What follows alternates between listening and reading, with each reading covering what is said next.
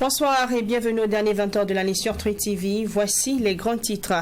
Aéroport international Ouagadougou-Donsin, l'effondrement d'une dalle d'un bâtiment en construction fait 5 blessés et des pertes en vie humaine. Les secours sont en pleine recherche d'éventuelles victimes dans les décombres. Une enquête a également été ouverte par le parquet près le tribunal de grande instance de Zignaré afin de situer les responsabilités. Crise au sein de l'Union nationale des producteurs d'anacarde, UNPA. Le président actuel dénonce les agissements de son prédécesseur. Lors d'une conférence de presse, l'Union a reproché à l'ancien président de l'UNPA de déstabiliser les activités de l'Union à travers notamment la création d'une nouvelle organisation dénommée Fédération nationale des producteurs d'anacarde du Burkina. Tourisme, la 4e édition de la Nuit nationale de l'entrepreneur touristique a tenu toutes ses promesses ce vendredi. Au total, 12 prix dans les catégories officielles, 4 prix spéciaux et 3 trophées d'hommage ont été décernés. Cette activité vise à mettre en valeur le dynamisme, la créativité et l'excellence des acteurs touristiques. Un autre effondrement fait des victimes au Burkina Faso. En 2021, 4 étudiants perdaient la vie suite à l'effondrement d'un bâtiment à Koudgou. Une année après, le même drame se produit à une trentaine de kilomètres de la capitale. Hier, aux environs de 15 heures, sur le site de construction de l'aéroport de Donsin, une dalle s'effondre sur des ouvriers et fait 5 blessés. Malheureusement, des pertes en vie humaine sont déplorées. Les secours s'activent en ce moment pour retrouver d'autres éventuelles victimes, toujours dans les décombres. Une enquête a également été ouverte par le parquet près le tribunal de grande instance de Zignaré afin de situer les responsabilités. Suite à l'incident, le ministre en charge du transport, le ministre délégué en charge de la sécurité et madame le gouverneur se sont rendus sur le site en question. L'incident s'est produit aux environs de 15 heures ce 30 décembre sur le site de l'aéroport de Donsin. Une dalle de bâtiment en construction s'est effondrée sur des ouvriers. Les secours sur le lieu de l'incident sont à pied d'œuvre pour le travail de fouilles dans les décombres. Tous les moyens sont utilisés pour aller vite. Sur place, le ministre en charge du transport venu constater l'incident d'une extrême gravité. Du constat fait à notre arrivée, alors, il s'agit d'une dalle de bâtiment qui était en cours de coulage et qui s'est écroulée. Alors, entraînant dans cet écroulement les ouvriers qui étaient au-dessus pour assurer l'opération de coulage. Et donc, la chute de la dalle les a engloutis, entraînant malheureusement des cas de décès que nous déplorons très vivement. Des ouvriers piégés sous les décombres et des corps sans vie sont retirés des ruines du bâtiment effondré. Si pour l'instant aucun bilan n'est dressé sur le nombre de décès, on enregistre au moins 5 blessés. Nous ne pouvons pas à ce stade dresser un bilan des dégâts, des pertes en vie humaine, vu que les fouilles sont toujours en cours avec l'équipe des sapeurs-pompiers qui est à pied d'œuvre depuis la survenue de l'incident. Position a été prise et une enquête a été ouverte dès ce soir par le procureur près du tribunal de Zignaré. Alors nous allons connaître véritablement à l'issue de ces investigations quelles sont les causes de cet incident malheureux qui survient et qui a causé des pertes en vie humaine que nous déplorons franchement. Le ministre des Transports a instruit ses services compétents à veiller à l'élaboration par le groupement de bureaux chargés du contrôle du chantier d'un rapport circonstancié sur l'incident et d'un rapport d'analyse technique détaillé sur les conditions de réalisation de l'ouvrage dans les plus brefs délais. Le ministre Roland Somda a également instruit la prise en charge de mesures conservatoires en vue de garantir la faisabilité de l'expertise qui devrait permettre de situer les responsabilités. Retour à Ouagadougou, le président de la transition, chef de l'État, garant de l'indépendance du pouvoir judiciaire, le capitaine Ibrahim Traoré, a présidé le mardi 27 décembre 2022 une rencontre statutaire ordinaire entre le chef de l'État et le Conseil supérieur de la magistrature, CSM. Cette session se tient conformément à l'article 131 révisé de la Constitution qui dispose que chaque année a lieu une rencontre entre le chef de l'État, garant de l'indépendance du pouvoir judiciaire, et le CSM pour discuter des questions en rapport avec le renforcement de l'indépendance du pouvoir judiciaire. Au cours de cette rencontre, les participants ont à cet effet examiné deux rapports relatifs au rendement des juridictions et au rôle et responsabilité d'une institution indépendante dans un contexte nouveau et de défis sécuritaires. Pour le chef de l'État, garant de l'indépendance du pouvoir judiciaire, le capitaine Ibrahim Traoré, la question de la sécurisation du territoire ne peut se résoudre sans les acteurs de la justice. On l'écoute ensemble dans cet extrait. Mesdames et messieurs, comme vous le savez bien, les priorités de notre transition restent la sécurisation du territoire national, l'amélioration de la qualité de vie des Burkinabés, l'amélioration des systèmes de gouvernance, ce qui nous interpelle tous. La question de la sécurité du territoire national, la sécurisation du territoire national ne peut se résoudre sans vous.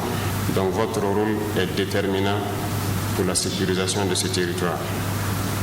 Ceci passe nécessairement donc par ce que je disais tout de suite, l'amélioration de la gouvernance.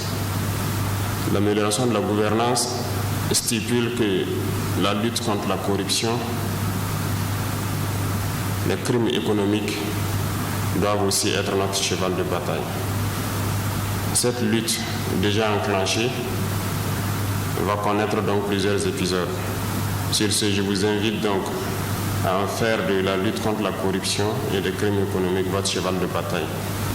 L'amélioration des conditions de vie des Burkinabés ne saurait se passer sans une justice équitable. Donc vous êtes encore interpellés sur tous les 3 points que je viens de citer. Vous êtes aussi affectés de tous par ce phénomène. Quand je vois plusieurs villes dont les tribunaux sont encore fermés, c'est notre combat de tout faire pour les rouvrir et assurer la sécurité donc des agents qui doivent retourner et pouvoir poursuivre le travail de justice qui permettra donc de renforcer donc cette cohésion sociale et qui doit nous permettre de lutter aussi efficacement contre ce phénomène de terrorisme.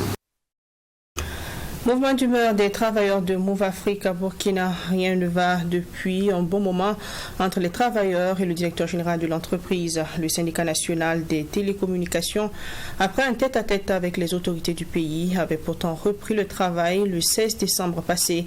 Mais hier, 30 décembre, les esprits se sont encore échauffés lorsque le directeur général débarque dans les locaux avec une sécurité privée pour s'installer de force. Chose refusée par le syndicat qui demande une fois de plus que sa plateforme revendicative soit sérieusement examinée. Le point de Yassine Sawadou. Rien ne va entre les travailleurs de Move Africa Burkina et leur directeur général. Ce mouvement d'humeur qui dure près de 2 mois est loin de trouver une solution. Pour pallier ce problème, les autorités avaient eu une rencontre avec le syndicat national des télécommunications. Une rencontre qui peut-être a porté fruit puisque les travailleurs ont regagné les bureaux le 16 décembre passé. Ce 30 décembre, les travailleurs sont à nouveau mécontents. Les travailleurs ont appris qu'ils devaient revenir avec un service privé, une milice ou un service de sécurité privé pour s'installer par la force hier matin. Et donc les travailleurs ayant appris cela, se sont encore remobilisés pour dire qu'ils ne peuvent pas accepter que ça se passe ainsi. Au-delà de services privés de sécurité, c'était la police qui était là et voilà comment la situation a un peu dégénéré à la suite de ça. Mais où se trouve donc le problème? Selon le syndicat national des télécommunications, le directeur général va au-delà de ses prérogatives, ce qui est inadmissible et fâche les travailleurs de Move Africa Burkina. Il n'a aucune considération pour les travailleurs burkinabés et même pour les Burkinabés de façon générale. On dirait que c'est peut-être parce que nous sommes avec lui que, bon, on l'accuse. Mais même les Burkinabés qui sont partenaires, comme des fournisseurs de Lonatel, ils doivent être payés après service rendu, on met beaucoup de temps. Ce n'est pas tout, explique François Cabré, secrétaire général adjoint du Sinatel. Il y a eu beaucoup d'autres choses au niveau de la gestion. On a vu que là-bas, ça ne va pas. Il y a des engagements pris qui ne sont pas respectés. Ils ont voulu vendre le patrimoine de Lonatel. Et il y a beaucoup d'éléments qui font que nous pensons que la gestion du directeur général n'est pas cela. Mais ce n'est pas sa tête. Au regard de ce qui précède, le syndicat national des télécommunications dit ne plus pouvoir travailler dans ces conditions. Nous pensons qu'on a franchi un cap et que c'est une situation très grave et que le Sinatel, au-delà de sa plateforme revendicative, exige d'abord que les forces de l'ordre qui occupent l'espace et qui empêchent les travailleurs d'avoir accès à leur lieu de travail quittent les lieux. Et que, de façon conséquente, ils ne voient pas, le Sinatel ne voit plus comment, et en tout cas les travailleurs ne voient plus comment on peut travailler avec un directeur général qui a amené la police pour les chasser de leur lieu de travail. Le syndicat national des télécommunications soutient que son combat ira jusqu'au bout. Il demande aux autorités du pays d'accorder une attention particulière à leurs plateformes revendicatives afin qu'une issue heureuse soit trouvée. Crise au sein de l'Union nationale des producteurs d'anacarde UNPA, le président actuel dénonce les agissements de son prédécesseur Éloi Jean-Prosper Nombré, exclu lors d'une assemblée générale en octobre 2020. Lors d'une conférence de presse tenue ce 28 décembre à Bobo-Dioulasso, l'Union a reproché à l'ancien président de l'UNPA d'avoir créé une nouvelle organisation pour déstabiliser les activités de l'UNPA. Un rappel, Éloi Jean-Prosper Nombré avait été rejeté de l'Union pour détournement des ressources financières de l'Union, falsification des documents financiers et non-respect de procédures de gestion administrative, entre autres. Le point de Joseph Poudreau. Les acteurs directs de l'Union nationale des producteurs d'anacarde UNPA du Burkina Faso, après plus d'un an de crise dans la gestion, décident de sortir de leur silence. Selon le président actuel, cette crise est due aux agissements de son prédécesseur.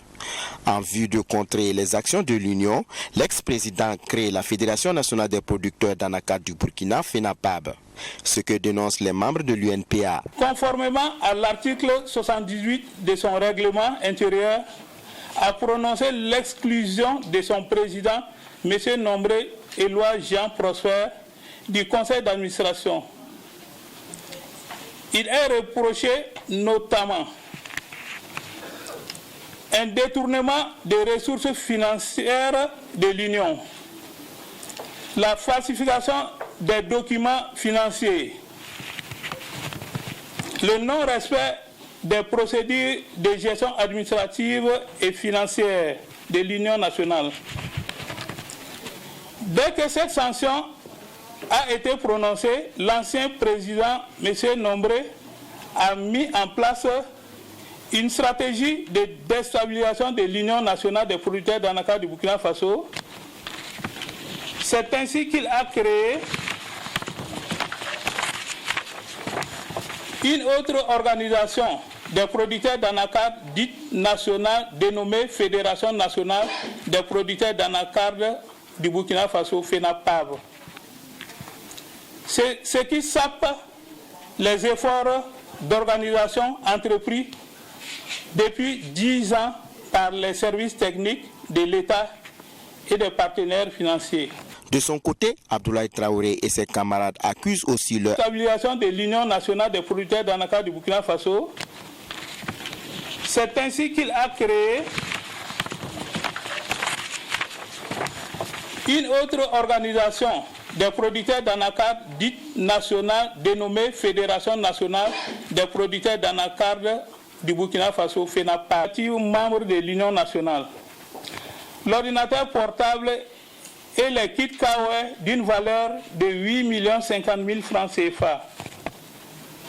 à mettre fin à sa propagande à travers son organisation et à rejoindre l'Union nationale à la base. Les premiers responsables de l'Union nationale des producteurs d'anacarde UNPA comptent user de tous les moyens pour que justice soit rendue dans cette affaire. Rappelons que l'UNPA a été créé en 2013 et regroupe plus de 17 000 producteurs d'anacarde répartis en 500 coopératives simplifiées, 11 unions provinciales et 4 unions régionales. À l'orée du Nouvel An, le président du CDP, Congrès pour la démocratie, le progrès, s'est adressé aux militants et a, au nom du parti, adressé ses vœux à la population burkinabé. Faisant allusion à la crise sécuritaire, Edi Komboyego a déclaré que la situation est difficile et pas fatale. Il a donc appelé à une solidarité agissante autour des forces de défense et de sécurité pour venir à bout de la crise sécuritaire. On l'écoute ensemble dans cet élément. La situation actuelle est difficile, mais pas fatale. Il y a des résultats probants dans la lutte contre le terrorisme. Bientôt, nous n'assisterons plus impuissants de voir mourir nos vaillants soldats pour manque de vision et de stratégie. Encore moins voir nos compatriotes fuir leur localité.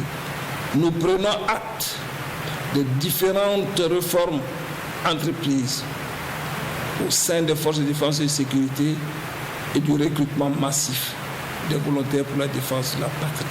Nous prenons acte de différentes réformes entreprises au sein des forces de défense et de sécurité et du recrutement massif des volontaires pour la défense de la patrie.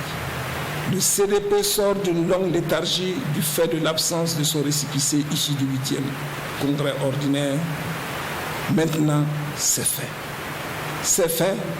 Nous avons le récépissé et travaillerons à rassembler tous nos militants et tout Burkinabé désirant œuvrer au retour de la paix et au développement de notre pays. Nous prenons l'engagement solennel de tenir compte de toutes les critiques et les propositions pour donner toutes les chances de demeurer le parti leader au Burkina Faso afin de redonner espoir à notre peuple.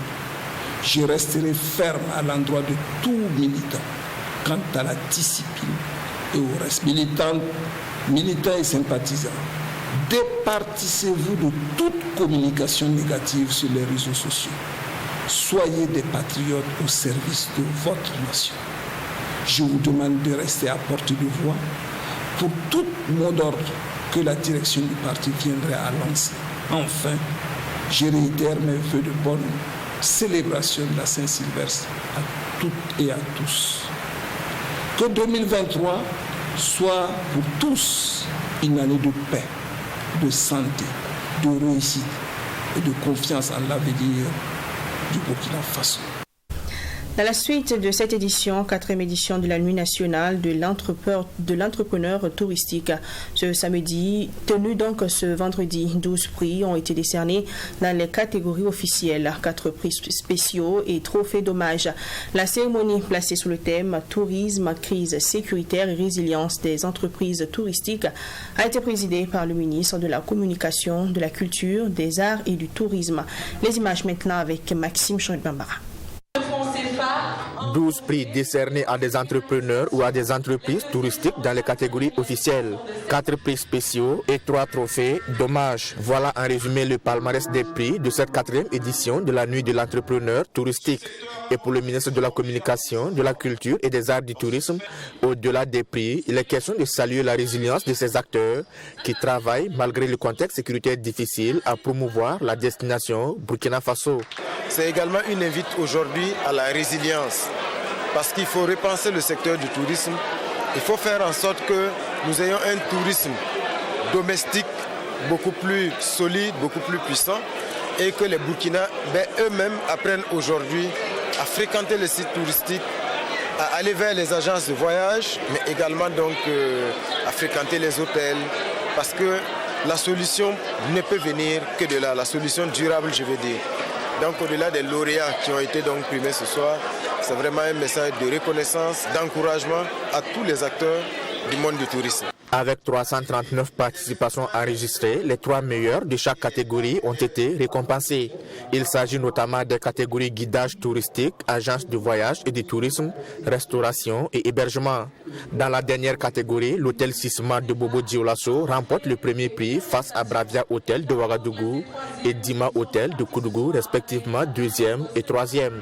Dans la catégorie restauration, les 3 meilleurs sont respectivement chez Chef André, Consolatrice et Café Oni Ouaga 2000. Les meilleures agences de voyage sont Easy Travel, Burkina Tour Travel et Inaya Travel and Services. Les meilleurs guides touristiques sont Adama Savargo, Jimo Latif Dada et Mathurin Edouard Zungrana.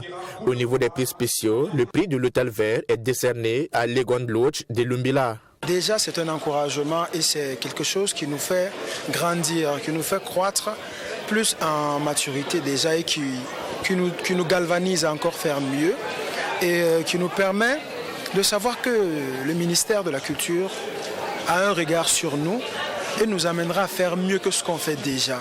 Donc c'est vraiment un réel plaisir pour nous d'avoir été gratifiés de ce lot et de ce prix. Il faut déjà dire que c'est des sentiments de satisfaction, c'est une grande joie qui m'anime parce qu'il faut en même temps dire que c'est la première fois qu'au niveau national je reçois un prix et cela me va tout droit au cœur et cela hausse encore, à mon avis, l'ensemble de ma carrière.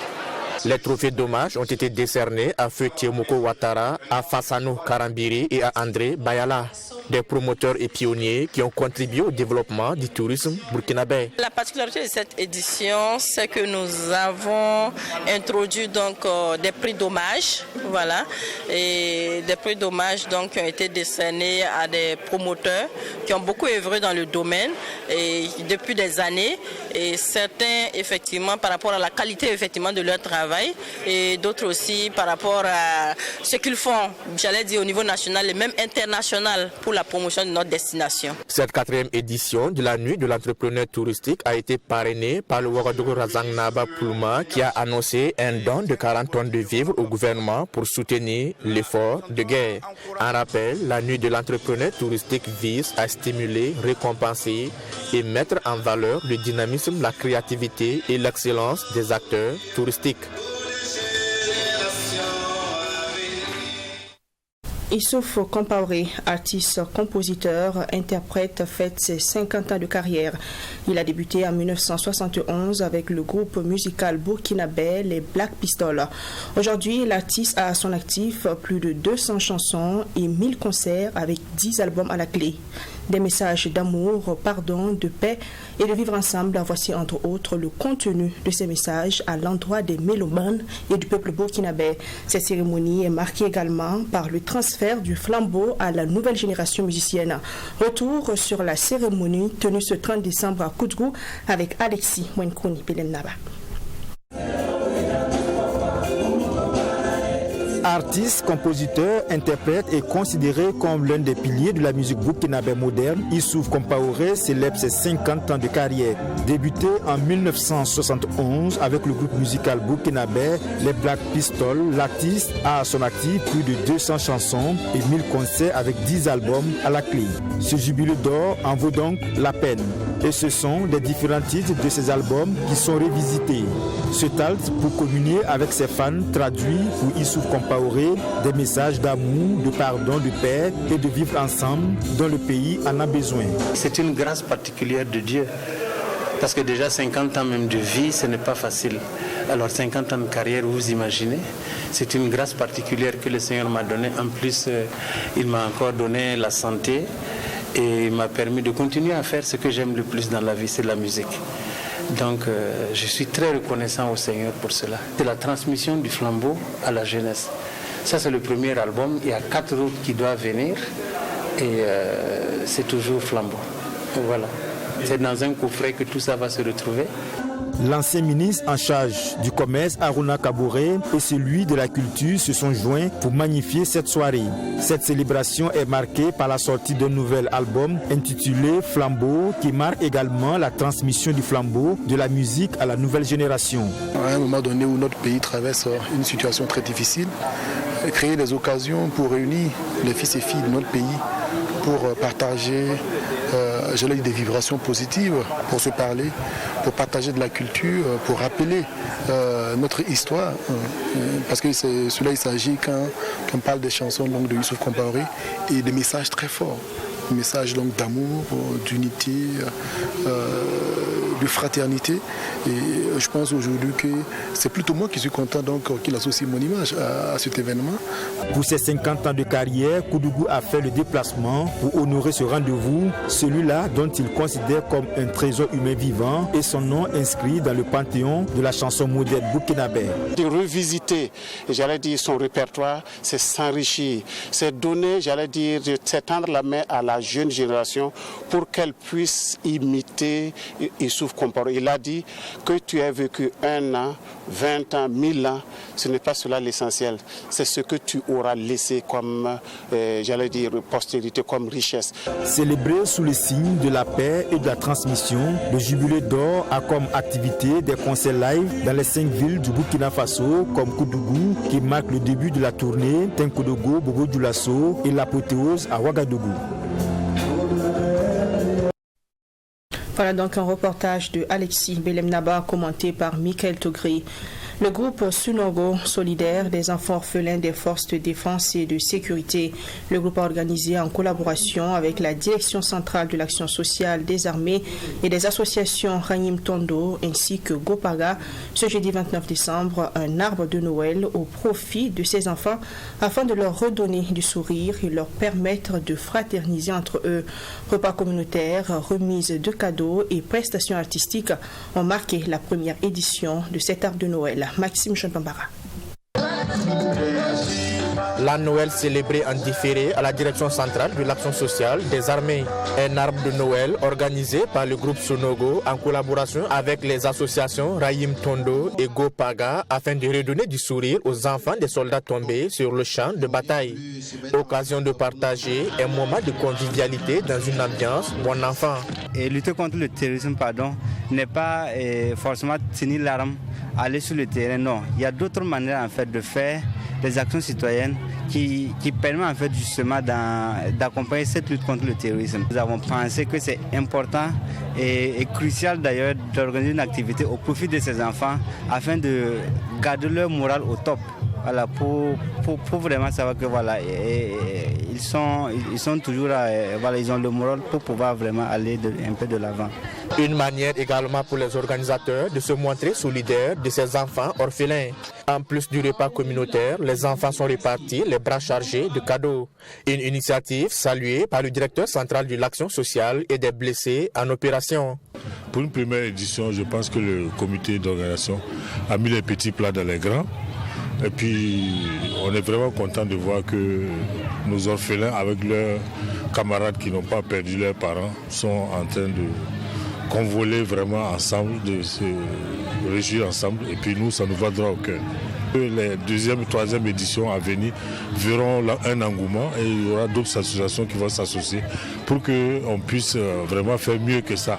Les enfants, par la voix de leurs représentantes, ont traduit leur reconnaissance à leurs bienfaiteurs. Vous avez organisé des activités pour qu'on puisse faire connaissance, se distraire entre nous, s'aimer, s'entraider, rire ensemble, se comprendre. Nos papas, depuis là où ils sont fiers de vous, en voyant que vous vous occupez de nous. Merci encore et encore. Dieu vous bénisse. On vous aime. Ce sont environ 300 enfants qui ont été mobilisés à cette première édition de cet arbre de Noël. Repas communautaires, remise de cadeaux, jeux et prestations artistiques ont marqué cette cérémonie. Et selon le directeur central de l'action sociale et des blessés en opération, cette activité se poursuivra dans les autres villes, notamment Bobo-Dioulasso, Dédougou, Kaya, entre autres. Au Mali, dans la sous-région, on va la découverte d'une entreprise minière dénommée Marina Gold. Depuis 2015, l'entreprise est dans le raffinage de l'or malien. C'est une première pour une entreprise nationale. Fondée en 2010 par Soumaïla Sibidi Ismaël, Marina Gold, qui est située en plein cœur de Bamako, raffine l'or à près de 100% de pureté. Cependant, des difficultés subsistent au niveau du fonctionnement de l'entreprise. L'entrepreneur, à travers le raffinage local de l'or malien, entend contribuer au développement du Mali. Il aura juste besoin de l'accompagnement des premières autorités de Bamako pour atteindre cet objectif. Reportage de notre correspondant au Mali, Bourama Solo. Ça là, c'est la bourse de l'argent blanc maintenant, tu vois, qui était séparée de l'affinage, de l'or. Raffiner localement l'or malien est le défi que s'est lancé Soumela Sibi, PDG de Marina Gold. Pour cela, le natif de Kaye, qui était en exode en Agie, retourne au Bercail en 2010 et lance sa société minière Marina Gold. Après 2 à 3 années de formation, Ismaël, comme l'appellent affectueusement ses proches, met en marche la branche raffinerie de son entreprise. Depuis, il est le seul Malien à se lancer dans le raffinage. Ismaël ne cache pas aujourd'hui sa fierté de ce qu'il a pu réaliser. Une grande avancée en somme. Nous pensons que c'est un grand pas. C'est un grand pas pour le national, de raffiner, d'ajouter de la valeur à nos produits locaux. Que ce soit malien ou africain, je pense que ça ajoute de la valeur et ça nous sert mieux si c'est raffiné chez nous-mêmes. Et que si nous-mêmes on développe nos produits ici et qu'on traite nos produits localement. Ismaël est un redoutable entrepreneur qui pense que le Mali n'a rien à envier aux autres nations qui raffinent l'or africain. C'est pourquoi il demande l'accompagnement de son État. Qui devait supporter les entreprises locales, qui devait les fortifier, et que ces entreprises qui peuvent créer des emplois durables, qui seront là pendant l'éternité, parce que les entreprises étrangères, quand leur affaire finit, ils partent. Et qu'ils allègent la tâche, qu'ils allègent le coût et qu'ils accompagnent les entreprises locales et pour faire la concurrence avec les autres entreprises à l'extérieur. Marina Gold est aussi un lieu de formation. Ainsi, elle forme aujourd'hui une dizaine de jeunes. Ces personnes apprennent les techniques de raffinage. Ici, c'est la salle de raffinage et c'est Jacques Somboro qui en est le responsable. Nous raffinons de l'or. Le raffinage c'est un peu long, aussi je mets à vous expliquer, ça peut aller jusqu'à 30 minutes comme ça. Les autorités de la transition ont promis de faire briller l'or pour les Maliens. Pour Soumela Sibi, c'est l'État malien d'assumer ses responsabilités pour le développement du pays. En conséquence, je fais appel à ces dirigeants que c'est très important et primordial pour nous de nous battre, que nos ressources développent nos pays et que ça amène du bonheur à nos concitoyens. Aujourd'hui, Marina Gold, qui emploie plus d'une trentaine de personnes, raffine près d'une centaine de kilogrammes d'or par jour dans son usine située en plein cœur de Bamako. Fin de ce 20h. Merci de l'avoir suivi. C'était le dernier journal de l'année 2022. Vous avez passé 12 mois avec nous. Merci pour la fidélité au programme de Twi TV. Merci pour la confiance renouvelée. Merci d'être resté plus proche de nous à travers vos réactions et commentaires sur les pages de Twi TV Watt FM. Par ma voix, tous les journalistes de Twi TV Watt FM vous souhaitent un bon réveillon et une très belle et heureuse année 2023. Bonsoir.